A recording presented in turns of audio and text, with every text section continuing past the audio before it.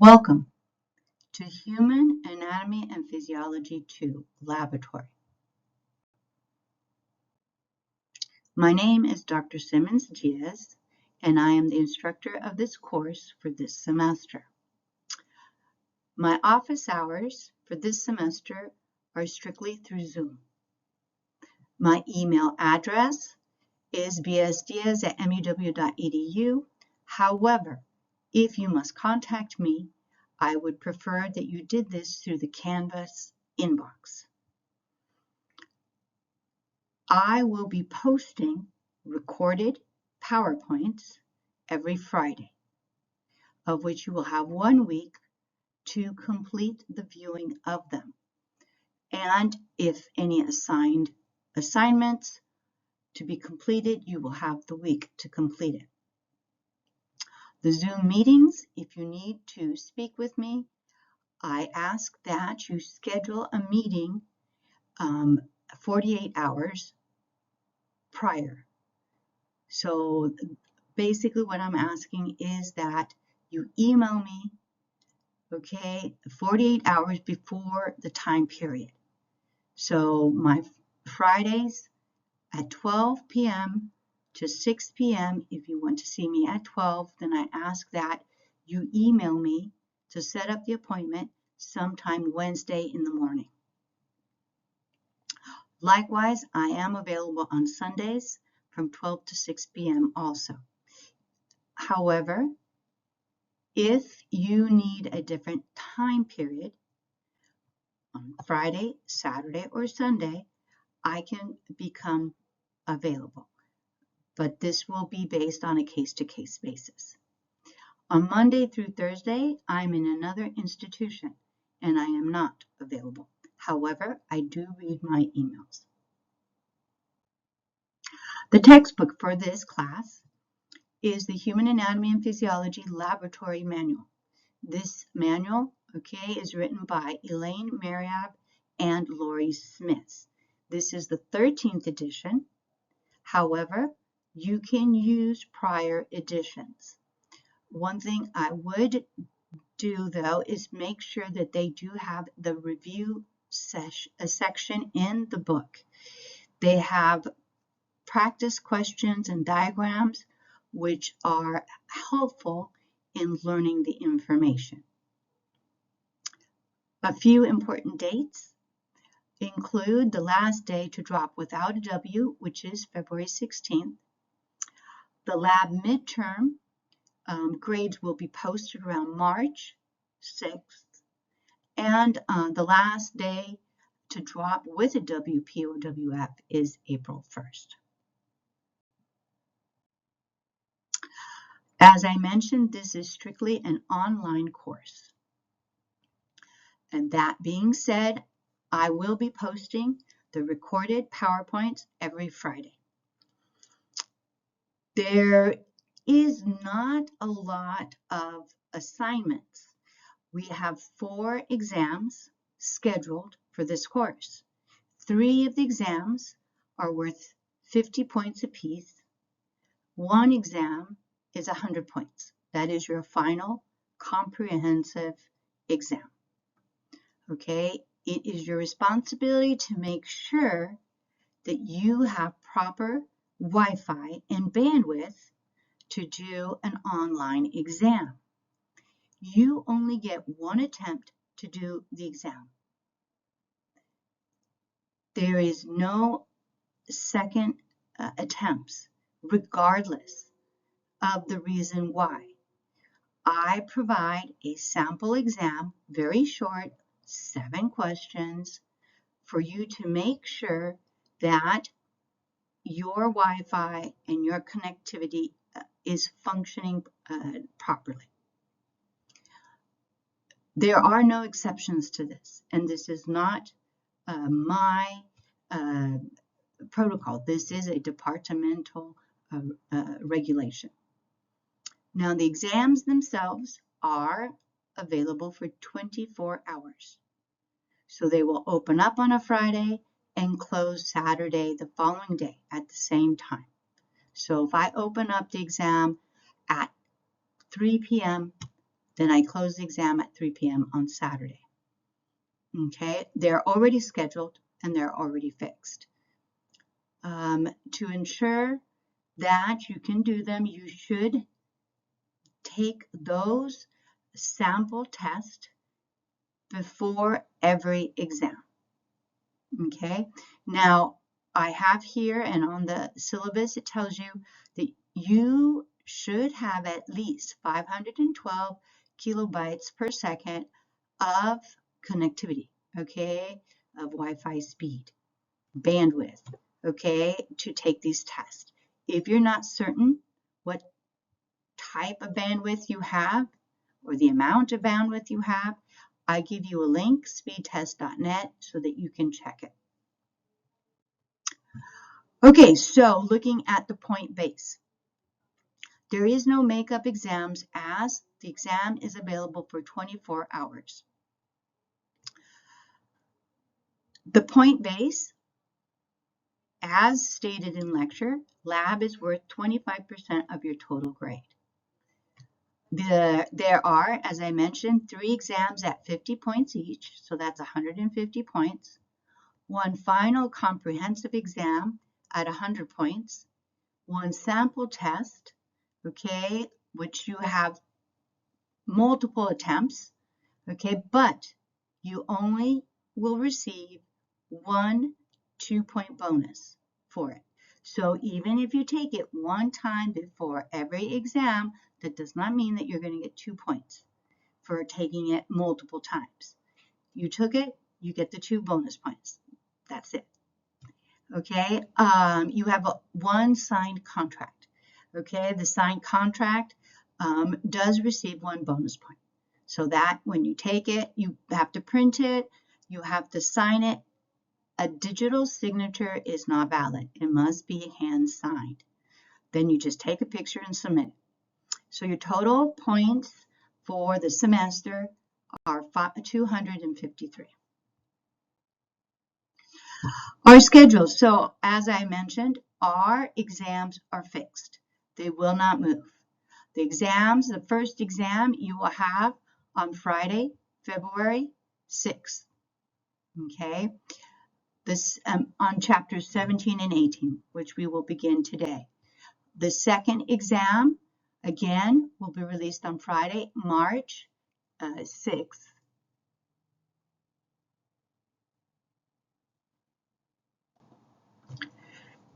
Exam 3 is set for April 10th. And the last and final exam is set for April 24th. Okay, now we can begin the first section of special senses, the ear. The first slide, I indicate various structures that you should be able to identify and know their function. So structure, function, that is pretty much key to the lab. And as I go through them, you can mark them, okay? So let's begin. The ear. The ear consists of 3 parts. The external ear, the middle ear, the internal ear. The external ear consists of the auricle and the external acoustic meatus. The auricle functions like a funnel to bring in air, to gather and bring in air and direct it to the external acoustic meatus.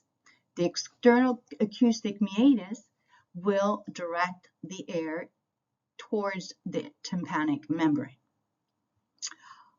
Okay, the next section, which is the middle ear. The middle ear consists of the auditory ossicles, okay, your tympanic membrane, okay, and your eustachian tube, okay, or auditory tube.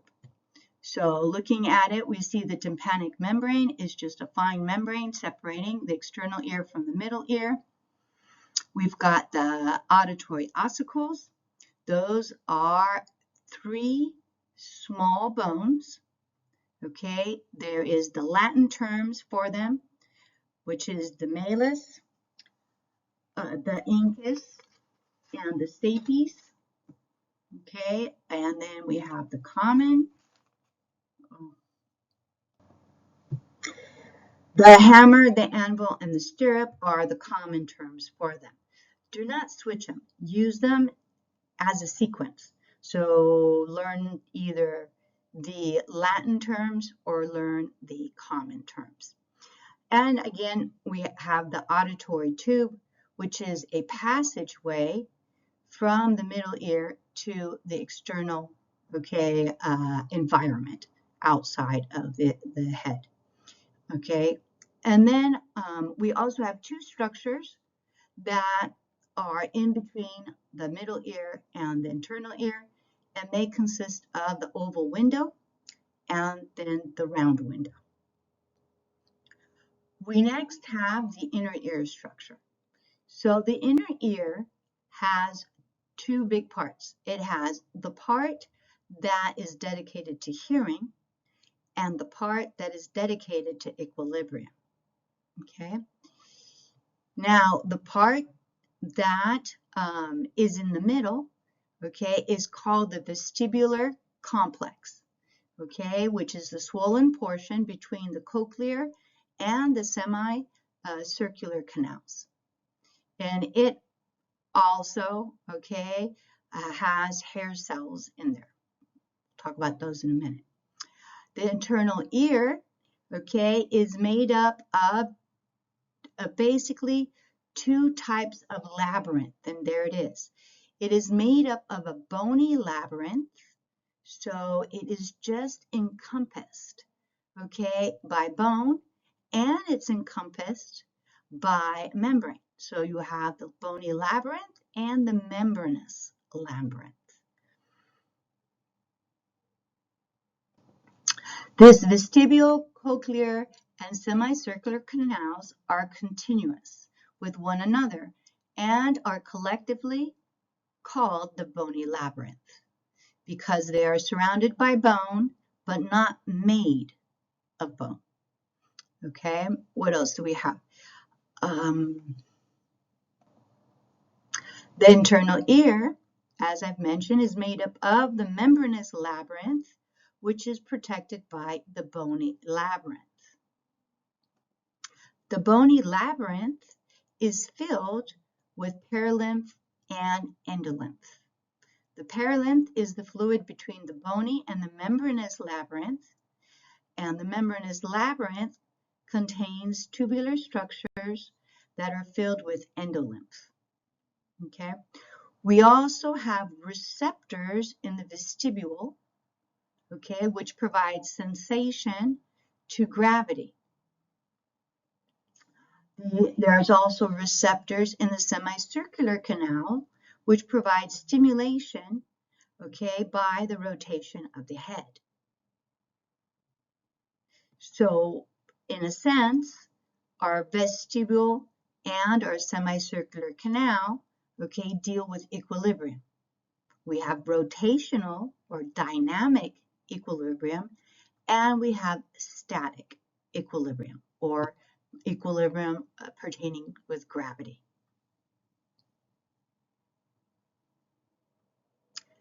Now, we also have the eustachian tube, as I mentioned before.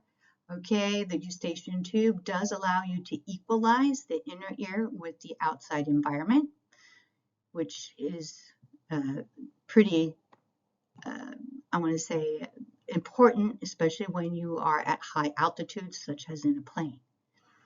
And then lastly, you do have the nerve, and this is the vestibular cochlear nerve, so cranial nerve number 8, which is what takes, the action potential to the brain.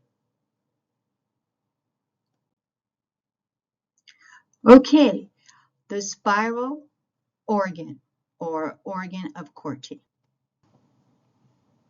Briefly, the organ of Corti has 3 compartments. As I've mentioned before, the cochlear is surrounded by the bony labyrinth. The 3 compartments are the scala vestibuli, which is filled with perilymph, the cochlear duct, which is filled with endolymph, and the scala tympani, which is filled with perilymph. Now, the organ of Corti is the organ that houses the sensory receptor hair cells for hearing. And this is located between the cochlear duct and the scala tympani.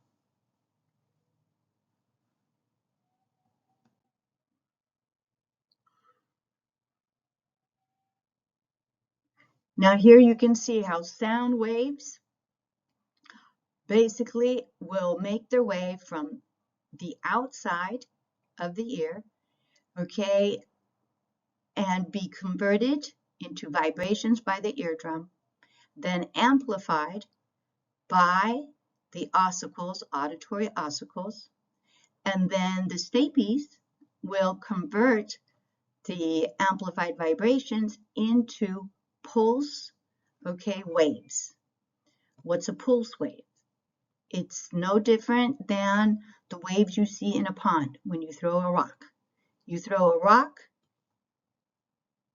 and the result are these ripples, okay, that travel from the point of origin further away. As they travel away, they become less and less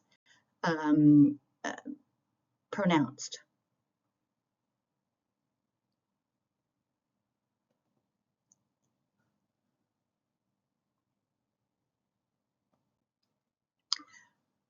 Okay, so on this diagram, which is just another way of seeing it, probably clearer, I am going to focus on this bottom diagram here, okay, which is the organ of Corti. Okay, so here we see hair cells, okay, there are internal hair cells and outer hair cells, okay, and they're the ones that serve as the sensory receptor cells. These cells are surrounded by supporting cells. Now, the hair cells communicate with a sensory neuron by releasing small quantities of a neurotransmitter.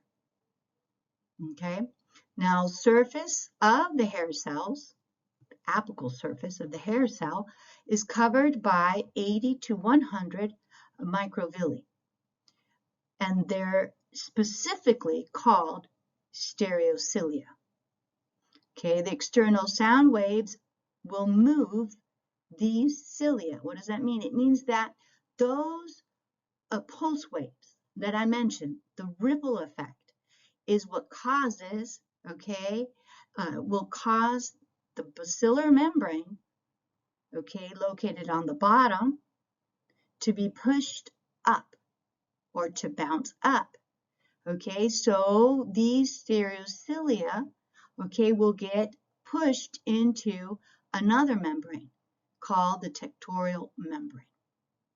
So as the wave passes by, it constantly pushes the waves as they come by, push the basilar membrane up towards the tectorial membrane, causing the bending of the stereocilia.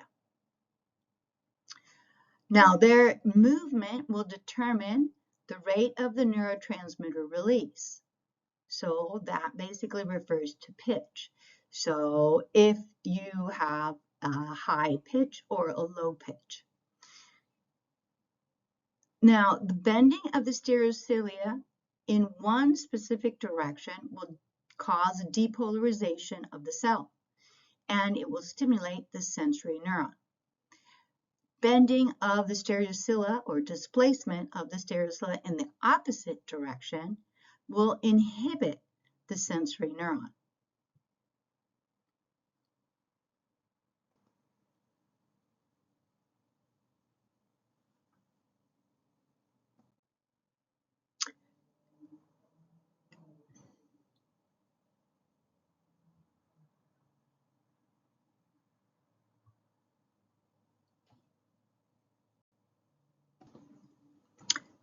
You should try to identify some of the structures in this plastic model of the ear.